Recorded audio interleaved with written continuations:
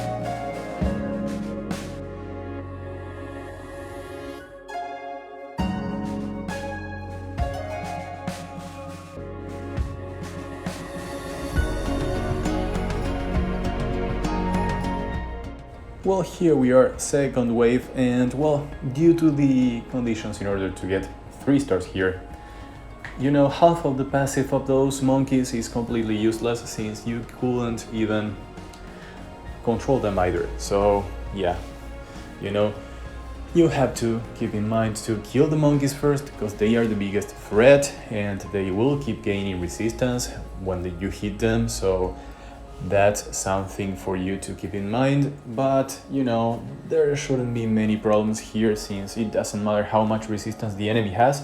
If you have 85% accuracy, then you're good to go.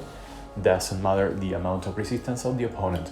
So you will still keep controlling them, and once you defense break them, you go for them one by one, and you leave the ponies for last. Remember to keep the ponies reset so they don't apply immunity, because that will be a problem for you.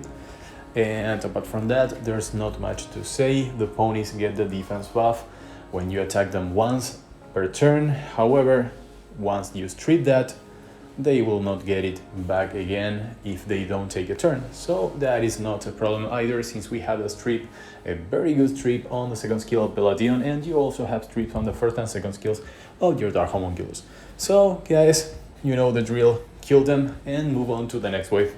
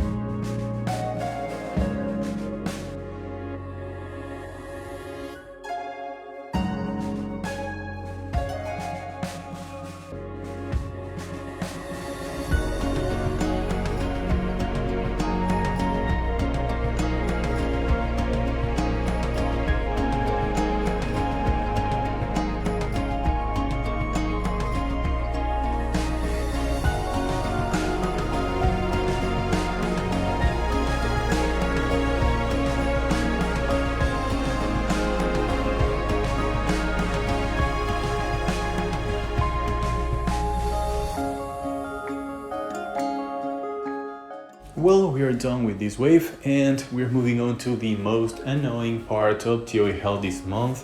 However, guys, there's not a high risk of you losing.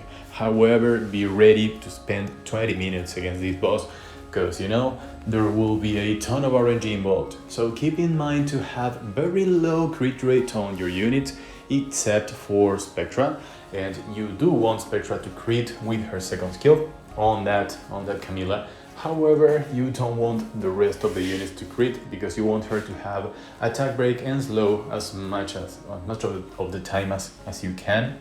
And of course, the defense break debuff in order for your Spectra to deal more damage, since she will receive half the damage from crits due to her passive. But having defense break improves the damage she receives a lot. So guys, here you will kill the Dark Vampires first. Once you got rid of the KDCs, then you actually will use the Dark Druids as punching bags in order not to hit Camilla with the rest of your units, so you can keep attacking Camilla with your Spectra. However, in my case, I made a mistake and killed one of the Patters really soon, so that was really bad because I was left with only one Patter in order to receive my attacks, and I ended up having to face Camilla with half her attack, her HP bar, and being alone. So yeah, I will be critting a lot because 30% crit rate is a ton, and yeah, my enemy has 40, so he has 15 more for the elemental advantage, so that will be really annoying. So yeah, it's my fault. However, I could clear the stage without having to retry, and yeah, this team is very good for this because Camilla doesn't deal enough damage to kill your Spectra if your Spectra is as tank as mine, so you will have the constant heals from your Valadion. So and of course keep in mind that if you can, only allow Camilla to attack when she's attack broken. Well, apart from that, guys, there's nothing to tell you. I will let you watch this boring fight, and well, in case you need to watch it and see how I did manage to clear it. And well, I will see you on stage 9.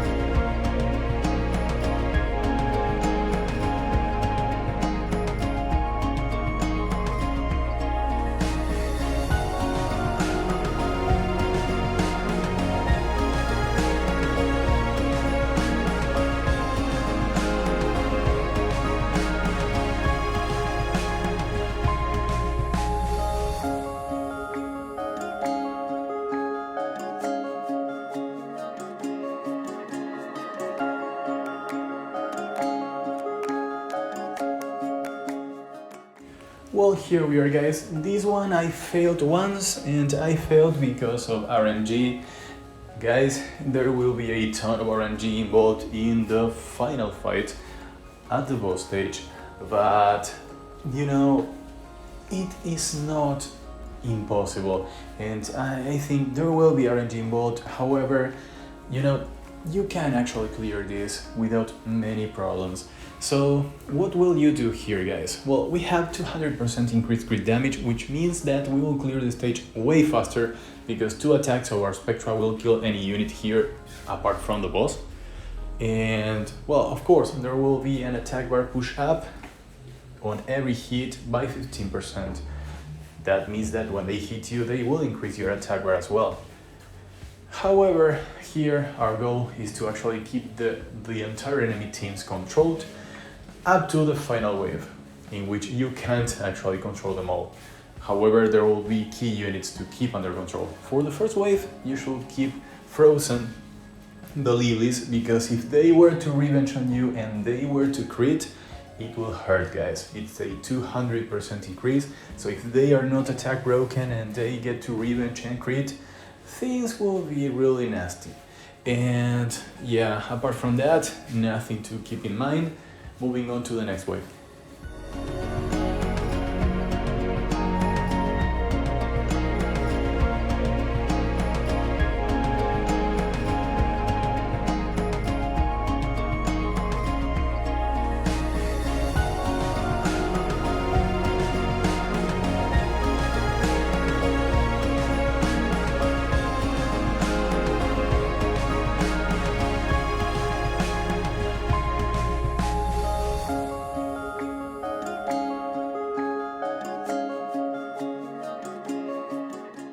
Well, here we are. I made a huge mistake because I had to use the third skill of my homunculus because I knew that I wouldn't have the third skill of Ganymede available during the first turn of this wave, and that's crucial, guys. That's crucial in order for you to push back the attack bars of every single unit there and, you know, to start the control cycle. And well, I messed up and couldn't start it perfectly fine. However, I had the third skill of Ganymede and I ended up being able to use the third skill of my Dark Homunculus as well, so I actually started the control cycle, and you know, it never ends once it starts. So yeah, that's the only thing you should keep in mind against this wave, because you know, those blue archers will deal a ton of damage on your Spectra with the 200% crit damage increase. So don't allow them to move. That's all you need to do. Don't allow the enemies to move once. And that's it, guys. I know. When can't you win if the enemy doesn't move? I know. However, there are times in which you can't control the opponent. This time you can control them, you can freeze them, you can push them back, and you have Ganymede and our homunculus in order to guarantee you that the second skill of your Tyrone will be available. And of course, the pushback from that skill is way higher than the push up from the condition of the stage. Now, guys, against Artamiel, keep one thing in mind. Actually, 2 things in mind. 1, you should keep Artamiel defense broken all the time because you can't manage crits from him on revenge without defense break and critting on you. So the revenge is when they crit on you and he has not a defense break, then he will deal tons of damage, and if the target of that damage is your Spectra, well, things will be really bad. Now, another thing to keep in mind, don't allow Raccoon to move if possible, because you know, he will be cleansing the unit with the lowest HP, and since you will be targeting Artamiel, that is the unit that he will be healing, and he will be cleansing 2 debuffs from him, so that's not what you want to happen. Now, you can push everyone's attack bar back with your Tyrone, as you always do. And of course, if the light one, if the light Raccoon was to move, Diva, I think that's the name, if that unit was to move, don't worry, guys, you can strip the buff with your Pelagian here. So yeah, that is not very important. And of course, the Rigels will keep targeting your Spectra, so try to glance them both. Try to keep them both on glancing and attack break if possible, so that they don't deal that much damage. And you know, keeping your Spectra alive will be the hardest thing for you here. And as you can see right now, I'm struggling to remain alive. You have to keep an eye on each of the enemy's attack bars in order for you to attack the ones that will not move and to time your pushbacks perfectly fine. And here I decided to go for the attack because I knew that the buff was going to expire and I will kill Artamiel with my last attack. So guys, if you enjoyed this, please leave a thumbs up, leave a comment, subscribe, and remember, if you have any questions about the game, let me know in the comment section and I will be very happy to reply as always. See you all in the next one. Bye bye.